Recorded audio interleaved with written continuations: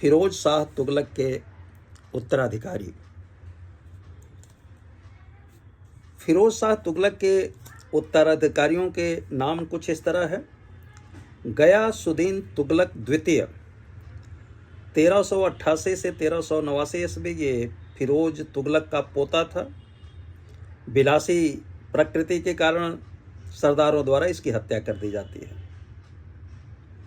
अबू बकर 1389-90, यह फिरोज तुगलक का पोता नासिरुद्दीन मोहम्मद द्वारा अपदस्थ कर दिया जाता है। नासिरुद्दीन मोहम्मद 1390 से 94 ईस्वी, ये फिरोज तुगलक का बेटा था। अत्यधिक शराब पीने के कारण इसकी मौत हो गई। फिर अलाउद्दीन सिकंदर, इसको हुमायूं खां भी बोलते हैं, 1394 ईस्वी में मात्र 6 सप्ताह के लिए शासक बनता है, इसकी अकाल मृत्यु हो जाती है। फिर महमूद शाह, जो 1394 से लेकर के 1412 ईस्वी तक, 1398 से 1405 ईस्वी को छोड़कर तुगलक वंश का अंतिम शासक था। शासनकाल की उल्लेखनीय घटना तैमूर का आक्रमण, जो 1398-99 ईस्वी में होता है। महमूद शाह तुगलक के साम्राज्य के बारे में उन दोनों दिनों एक कहावत प्रसिद्ध की कि दुनिया के मलिक अल्लाह, दिल्ली के सुल्तान की एक उपाधि का साम्राज्य दिल्ली से पालम तक। महमूद शाह तुगलक के समय तक दिल्ली सल्तनत से दक्षिण भारत, बंगाल, खानदेश, गुजरात, मालवा, राजस्थान, बुंदेलखंड, जौनपुर आदि प्रांत स्वतंत्र हो गए। जौनपुर में मलिक सरवर नाम के एक हिजड़े ने सुल्तान महमूद शाह से मलिक उस शर्क अर्थात पूर्व का अधिपति की उपाधि धारण करके स्वतंत्र राज्य की स्थापना कर ली। इसी समय तैमूर का जो आक्रमण होता हो 1398 और 99 ईस्वी में, आक्रांता तैमूर के शब्दों में अगर कहा जाए तो भारत पर आक्रमण करने में मेरा उद्देश्य यह है कि हम लोग विधर्मियों के विरुद्ध सेना ले जाकर मोहम्मद साहब के सिद्धांतों के अनुसार उनको सधर्म में दीक्षित करें और देश को कुफ्र व बहुदेववाद के कलुष से मुक्त कर सकें और उनके देवालयों व मूर्तियों का विध्वंस करके खुदा के समक्ष गाजी और मुजाहिद के रूप में प्रकट हो सके। दरअसल उसका उद्देश्य था भारत की अपार संपत्ति को लूटना। तैमूर ने अपनी सेना के अग्रगामी दल को अपने पोते पीर मोहम्मद के नेतृत्व में भेजा, जिसने 1396-97 ईस्वी में दीपालपुर को जीत लिया, मगर मुल्तान को जीतने में असफल रहा। तैमूर खुद 1398 ईस्वी में समरकंद से कूच किया और तलम्बा, पाकपट्टन, दीपालपुर, सिरसा, कैथल, पानीपत होते हुए लूटपाट व कत्ल ए आम करता दिसंबर के पहले हफ्ते में सीधे दिल्ली के निकट आ धमका। 17 दिसंबर को तैमूर एवं महमूद शाह के बीच युद्ध हुआ। सुल्तान महमूद शाह तुगलक जान बचा करके गुजरात भाग गया। कई दिनों तक दिल्ली में लूटपाट एवं कत्लेआम मचा रहा। तत्पश्चात फिरोजाबाद, वजीराबाद, मेरठ, हरिद्वार, जम्मू, लाहौर होता हुआ तैमूर वापस समरकंद लौट गया और 1405 ईस्वी में तैमूर की मृत्यु हो गई। तैमूर के मरणोपरांत 1405 ईस्वी में महमूद शाह ने अपने वजीर मल्लू इकबाल की मदद से दिल्ली के तख्त पर अधिकार कर लिया। कालांतर में मल्लू इकबाल सुल्तान के एक सूबेदार खिज्र खां से युद्ध करते हुए मारा गया। 1412 ईस्वी में दिल्ली की सत्ता दौलत खां लोदी को सौंपकर सुल्तान महमूद शाह तुगलक अल्लाह को प्यारा हो गया। तैमूर के आक्रमण का अगर प्रभाव देखा जाए तो राजनैतिक जीवन को प्रत्यक्ष और सांस्कृतिक जीवन को अप्रत्यक्ष रूप से उसने प्रभावित किया। राजनैतिक क्षेत्र में परिणाम विनाशकारी रहे, जबकि सांस्कृतिक जीवन को और अधिक समृद्ध बनाने में इस आक्रमण का बहुत योगदान रहा। केंद्रीय सत्ता के युग की समाप्ति और छोटे छोटे राज्यों का उदय होता है। तैमूर के आक्रमण को उत्तरी भारत के इतिहास में एक विभाजन रेखा के रूप में देखा जाता है। तैमूर ने न केवल तुगलक साम्राज्य का अंत किया, अपितु उत्तरी भारत में केंद्रीय सत्ता के युग को ही समाप्त कर दिया। उत्तरी भारत में फिर छोटे छोटे क्षेत्रीय राज्यों में विभक्त हो गए। पंजाब को तैमूर ने अपने साम्राज्य में मिला लिया। खिज्र खां को वहाँ अपना अधीनस्थ नियुक्त कर दिया। बाद में खिज्र खां ने 1414 ईस्वी में दिल्ली में सैयद वंश की स्थापना की। दिल्ली सल्तनत का क्षेत्र अब दिल्ली के आसपास ही सिमट कर रह गया। वस्तुतः सल्तनत के अंतिम दो राजवंश सैयद वंश और लोदी वंश की स्थिति अन्य किसी प्रांतीय राजवंश की भांति ही थी। दिल्ली की आर्थिक संपन्नता और सांस्कृतिक गौरव का नाश होता है। क्षेत्रीय केंद्रों विशेषतः जौनपुर का उदय होता है।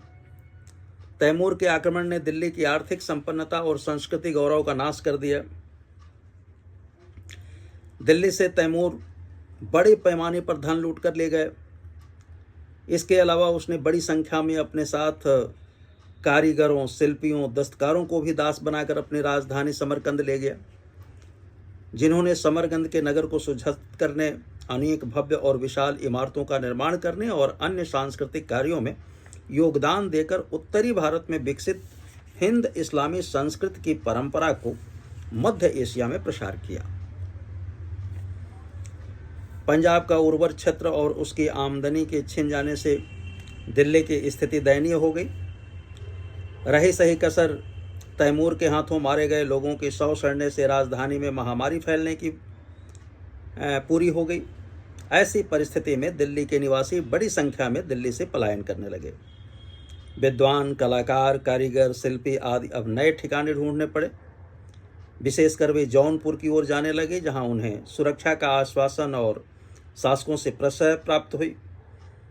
उनकी यह आशा पूरी भी हुई। इन नौ प्रवासियों ने जल्दी ही जौनपुर नगर को सांस्कृतिक गतिविधियों का केंद्र बना दिया। इसी काल में जौनपुर का नगर सिराज ए हिंद अर्थात हिंदुस्तान का सिराज नाम से प्रसिद्ध हुआ और एक बहुत बड़ा सांस्कृतिक केंद्र कहाया जाने लगा। अन्य नवोदित क्षेत्रीय शासकों ने भी अपने अपने राज्यों में कला विद्या को संरक्षण दिया और वे सांस्कृतिक केंद्रों के रूप में उभरते हैं। सैयद वंश की अगर बात करें तो दिल्ली में तुगलक वंश का स्थान सैयद वंश ने ले लिया। सैयद वंश के संस्थापक का नाम खिज्र खां था तथा अंतिम शासक का नाम अलाउद्दीन आलम शाह था। खिज्र खां 1414 से 21 ईस्वी तक शासन करता है। इसके दो प्रतिद्वंदी थे, मल्लू इकबाल और दौलत खां लोधी। खिज्र खां से युद्ध करते हुए मल्लू इकबाल, जो नासिरुद्दीन महमूद शाह तुगलक का वजीर था और जिसकी मदद से तैमूर के मरणोपरांत दिल्ली की गद्दी पर नासिरुद्दीन महमूद शाह तुगलक स्थापित हुआ था, वह मारा गया। 1412 ईस्वी में नासिरुद्दीन महमूद तुगलक की मौत हो गई। मरने से पहले उसने दिल्ली की सत्ता दौलत खां लोधी को सौंप दिया। इसलिए दिल्ली सिंहासन के लिए खिज्र खां और दौलत खां लोधी में संघर्ष होना स्वाभाविक था। 1413-14 ईस्वी में खिज्र खां ने दौलत खां लोधी को पराजित कर दिया और दिल्ली पर कब्जा कर लिया। खिज्र खां ने सुल्तान की उपाधि न धारण कर रैयत ए आला अर्थात श्रेष्ठ की प्रजा की उपाधि से ही अपने को खुश रखा। तैमूर लंग जिस समय भारत से वापस जा रहा था, उसने भारत अभियान में सहयोग करने के बदले खिज्र खां को मुल्तान एवं उसके अधीन प्रदेशों लाहौर और दीपालपुर का भी शासक नियुक्त कर गया था, अर्थात पंजाब का शासक। तैमूर के भारत से वापस जाते ही खिज्र खां ने स्वयं को उत्तर पश्चिमी भारत में तैमूर का वायसराय घोषित किया और शासन प्रारंभ कर दिया। दिल्ली पर कब्जा कर शासक बनने के बाद खिज्र खां अपने को तैमूर लंग के उत्तराधिकारी पुत्र शाहरुख मिर्जा का प्रतिनिधि बताने लगा और उसे ही नियमित कर भेजने लगा। खिज्र खां के शासनकाल में पंजाब, मुल्तान और सिंध पुनः दिल्ली सल्तनत के अधीन आ गए। खिज्र खां ने अपने समय में कटेहर, इटावा, खोर, चलेसर, ग्वालियर, बयाना, मेवात, बदायूं के विद्रोह को कुचलकर उसे जीतने का प्रयास किया। फरिश्ता ने खिज्र खां को एक न्यायप्रिय और उदार शासक बताया है। 20 मई 1421 ईस्वी को खिज्र खां की मृत्यु हो जाती है। फिर मुबारक शाह शासक बनता है। खिज्र खां ने अपने पुत्र मुबारक शाह को अपना उत्तराधिकारी नियुक्त किया। मुबारक शाह ने शाह की उपाधि धारण कर अपने नाम के सिक्के जारी किए। अपने शासनकाल में मुबारक शाह ने भटिंडा और दोआब में हुए विद्रोह को सफलतापूर्वक दबाया, परंतु खोखर जात नमक के पहाड़ी के नेता जसरथ द्वारा किए गए विद्रोह को कुचलने में असफल रहा। मुबारक शाह के समय में ही पहली बार दिल्ली सल्तनत में 2 महत्वपूर्ण हिंदू अमीरों का उल्लेख प्राप्त होता है। मुबारक शाह के वजीर सरवर उल मुल्क ने षड्यंत्र द्वारा 19 फरवरी 1434 ईस्वी को उस समय उसकी हत्या कर दी, जिस समय वह बन रहे नए नगर मुबारकाबाद का निरीक्षण कर रहा था। मुबारक शाह ने विद्वान याहिया बिन अहमद सरहिंदी को राजकीय संरक्षण प्रदान किया था। सरहिंदी का ग्रंथ तारीख ए मुबारक शाह को समर्पित है और इस ग्रंथ से मुबारक शाह के शासनकाल के विषय में पर्याप्त जानकारी मिलती है। मुबारक शाह की अगर बात करें तो 1434 ईस्वी से 1445 ईस्वी तक शासन करता है। मुबारक शाह के बाद दिल्ली की गद्दी पर उसका भतीजा मोहम्मद बिन फरीद खां मोहम्मद शाह के नाम से गद्दी पर बैठता है। सुल्तान मोहम्मद शाह के शासन के शुरुआती 6 महीने उसके वजीर सरवर उर मुल्क के आधिपत्य में बीते, मगर उसके बाद सुल्तान मोहम्मद शाह ने अपने नायब सेनापति कमाल उल मुल्क के हाथों वजीर सरवर उल मुल्क का वध करवा दिया। वजीर के प्रभाव से मुक्त होने के तुरंत बाद मालवा के शासक महमूद द्वारा दिल्ली पर आक्रमण कर दिया गया। सुल्तान मोहम्मद शाह ने मुल्तान के सूबेदार बहलोल की मदद से मालवा के शासक महमूद को वापस पीछे धकेल दिया। मोहम्मद शाह ने खुश होकर बहलोल को खान ए खाना की उपाधि दी और साथ ही उसे अपना फर्जंद अर्थात पुत्र कह करके पुकारा। अपने अंतिम समय में विद्रोह को दबाने में सुल्तान असमर्थ रहा, अतः अधिकांश राज्यों ने अपने को स्वतंत्र घोषित कर लिया।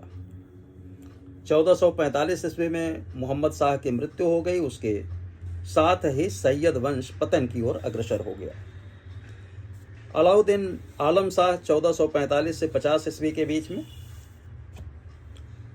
मोहम्मद शाह की मृत्यु के बाद उसका पुत्र अलाउद्दीन आलम शाह के नाम से गद्दी पर बैठा। वह आराम प्रसन्न एवं विलासी प्रवृत्ति का था। अलाउद्दीन आलम शाह को अपने वजीर हमीद खां से अनबन होने के कारण दिल्ली छोड़कर बदायूं जाना पड़ा। हमीद खां ने बहलोल लोदी एवं कियाम खां नागौर को दिल्ली बुलाया। बहलोल लोदी ने दिल्ली आने के कुछ दिन बाद हमीद खां की हत्या करवा दी 1450 ईस्वी में और दिल्ली प्रशासन को अपने कब्जे में ले लिया।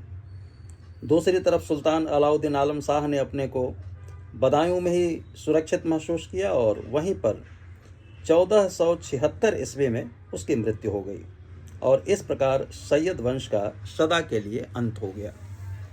तो बच्चों, ये जो उत्तराधिकारियों की हम लोग बात कर रहे थे उसमें सैयद वंश की बात हो गई। अब अगली बार जब हम लोग बात करेंगे तो लोदी वंश के बारे में बात करेंगे। बहुत बहुत शुभकामनाएं।